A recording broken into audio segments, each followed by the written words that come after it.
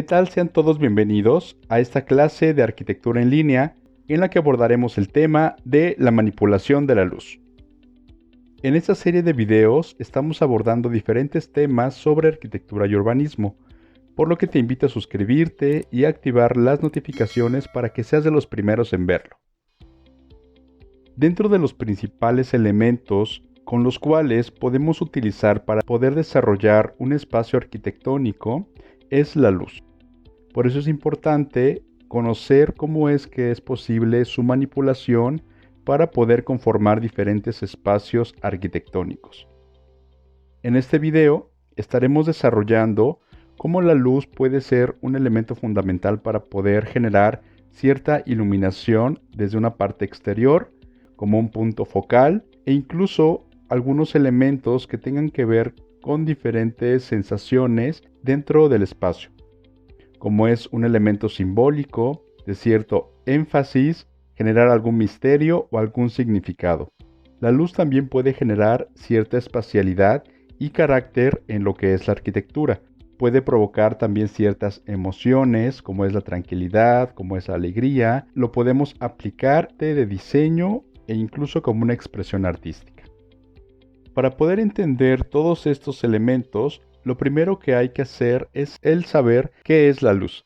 La luz es una radiación electromagnética que puede ser percibida por el ojo humano. Se transmite en forma de ondas, cuyo reflejo ilumina las superficies, lo que permite ver los objetos y los colores. Los colores que el ojo humano puede distinguir se sitúan dentro de lo que se denomina el espectro visible de la luz. La luz se manifiesta mediante longitudes de onda. En el extremo de las ondas más largas tenemos el tipo de radiación como el de las ondas de radio, y en el extremo de las ondas más cortas se encuentran los rayos gamma. Ambos extremos son invisibles para la visión humana. Algunas propiedades de la luz fueron posibles gracias al prisma de Newton, que posteriormente crea las bases para el estudio de la óptica.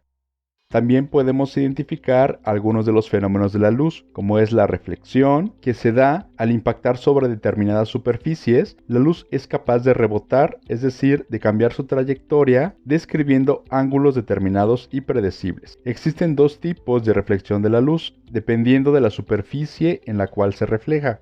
La reflexión especular, que son aquellas superficies lisas, como espejos, donde los rayos salen en la misma dirección, y la reflexión difusa, que son superficies rugosas donde los rayos rebotan en todas direcciones, permitiéndonos ver los contornos de un objeto.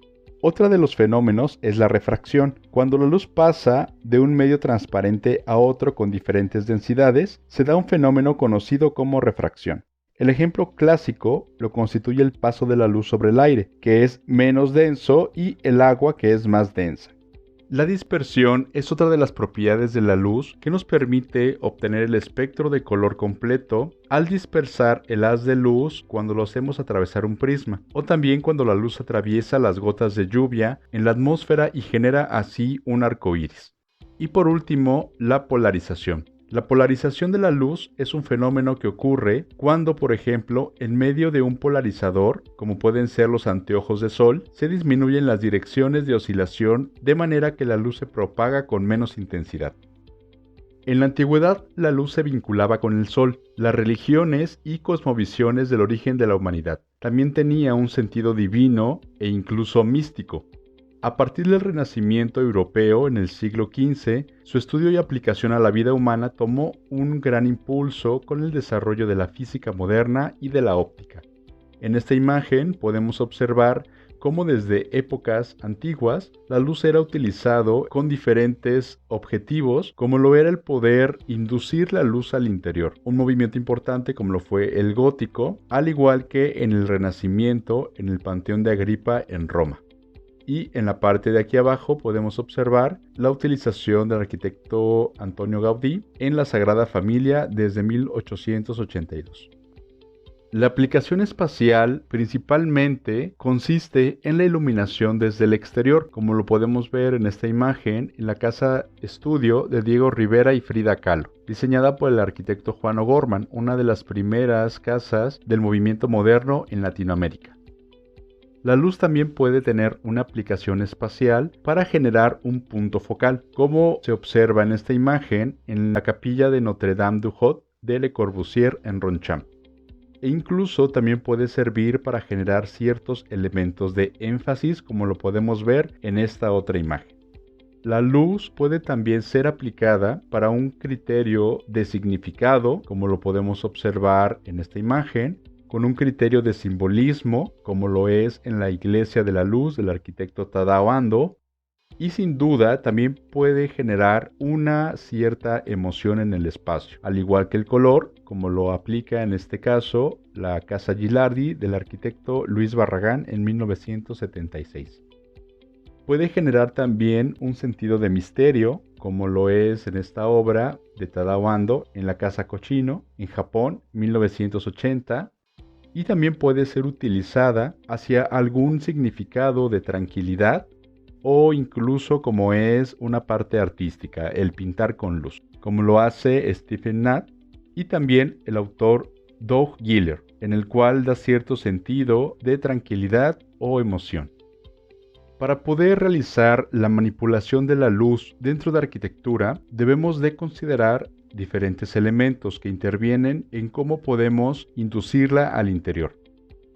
El principal elemento es el entender que todo punto de luz tiene que provenir de cierta abertura, como lo podemos observar en este ejemplo, que finalmente esta abertura provoca que se bañe todo el interior del espacio, o incluso como en esta imagen, que podemos limitar el contacto hacia ciertos espacios que se vuelven un poco más iluminados que otros. Es importante, desde luego, saber que las aberturas van a poder permitir el ingreso de la luz y a su vez de esta manera nosotros podemos manipularla hacia donde queremos dirigirla dependiendo las características del espacio. Como en este ejemplo, en el interior de la capilla de Notre-Dame-du-Haut en Ronchamp del arquitecto Le Corbusier, en el cual, a pesar de ser una postura funcionalista como la que tenía Le Corbusier, en este proyecto logra implementar todo el valor simbólico a través de la manipulación de la luz. Podemos observar la parte exterior, cómo se encuentran localizadas estas diferentes aberturas y su manipulación dependiendo el tamaño y dependiendo también ciertas características de abocinamiento, como lo podemos observar en este muro. La orientación, desde luego, va a provocar ciertas intenciones al interior. La orientación del edificio es fundamental para poder canalizar la dirección hacia donde queremos el punto que se ilumine. Podemos ver estas aberturas laterales, como es la capilla de las Capuchinas de Luis Barragán, o también esta iglesia de Menis Arquitectos en Tenerife, España, al igual que la iglesia del Cristo Obrero del ingeniero Eladio Dieste en Uruguay, las cuales la luz principalmente está dirigida hacia un punto lateral. Podemos observar en este esquema cómo es que la luz y la dirección en la cual se coloque la abertura principalmente podrán bañar el muro dependiendo de las características del espacio. Otro de los elementos a considerar para la manipulación de la luz es el saber la distancia de la abertura. No es el mismo efecto el tener una abertura de un mayor tamaño que una abertura a una menor distancia. Para esto es importante conocer que la luz trabaja al igual que los fluidos, es decir, cuando una abertura se cierra, prácticamente la luz puede incidir de una manera mucho más puntual.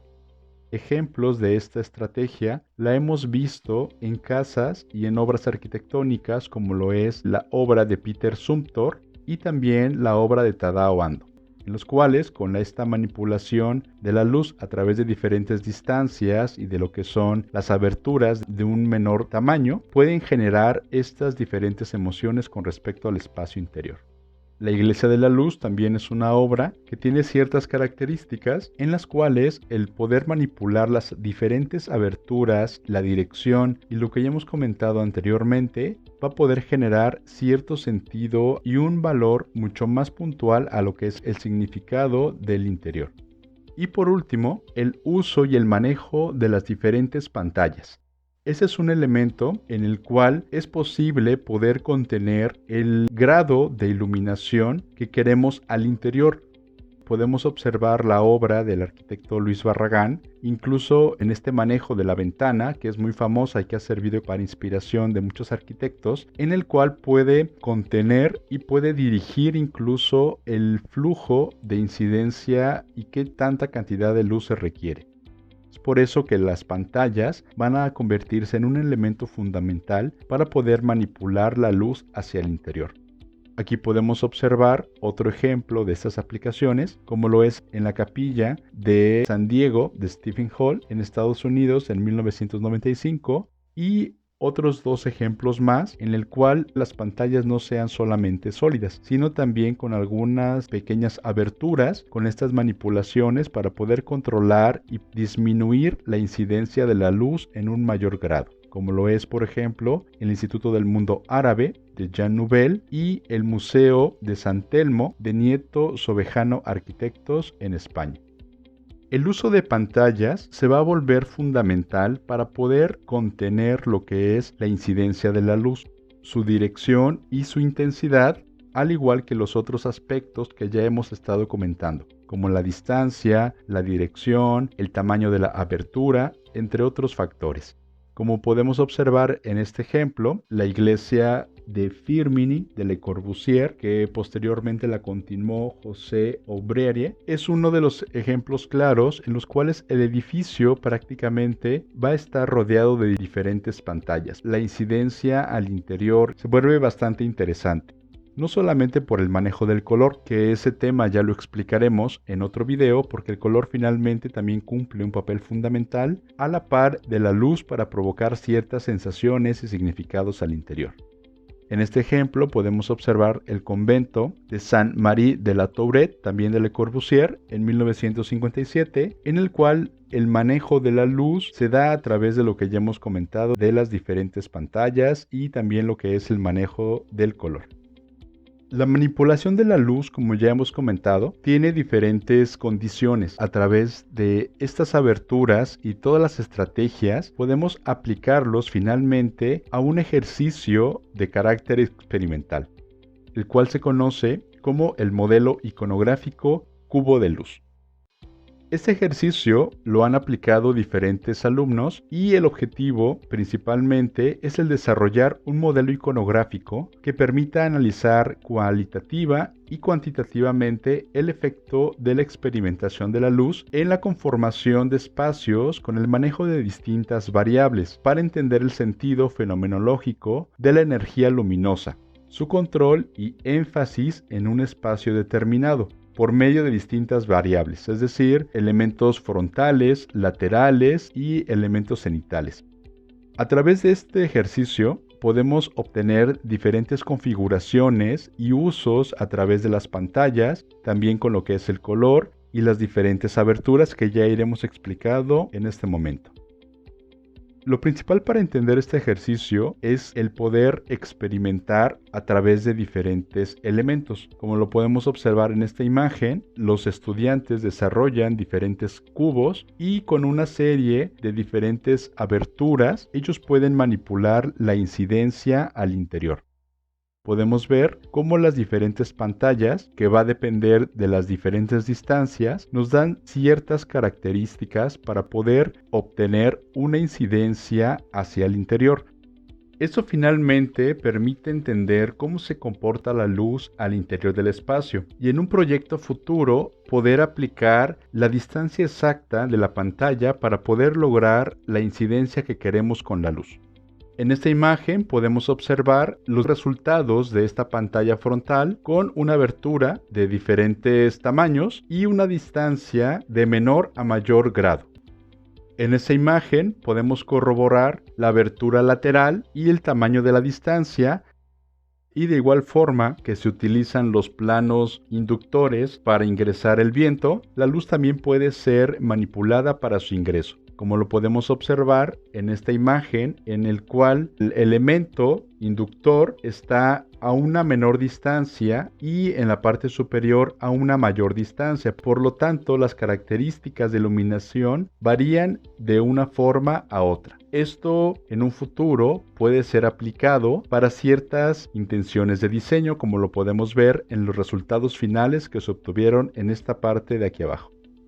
La experimentación para este ejercicio va a ser fundamental porque permite al estudiante el poder conocer cómo se comporta la luz al interior y de una manera mucho más objetiva, a través del método experimental, generar ciertas incidencias o ciertos patrones con respecto a las diferentes medidas. Es decir, no solamente es una comprobación de carácter hipotético y un número ya un poco más exacto. En esta imagen tenemos una tabla matriz de comparación de todas las aberturas que finalmente, si hacemos una referencia a lo que hemos estado hablando en la aplicación de estos elementos en proyectos arquitectónicos, se ve reflejada claramente cómo es el uso intencional de esta manipulación. La aplicación de este ejercicio va a permitir no solamente el poder manipular lo que es la luz al interior, sino también algún elemento en el uso del color, en el cual podemos bañar cierto espacio de donde incide la luz dependiendo la orientación de nuestro objeto. Podemos generar incluso algunas composiciones, como lo podemos observar en esta imagen, a través de ciertas redes para poder interpretar distintas distancias y las diferentes aberturas.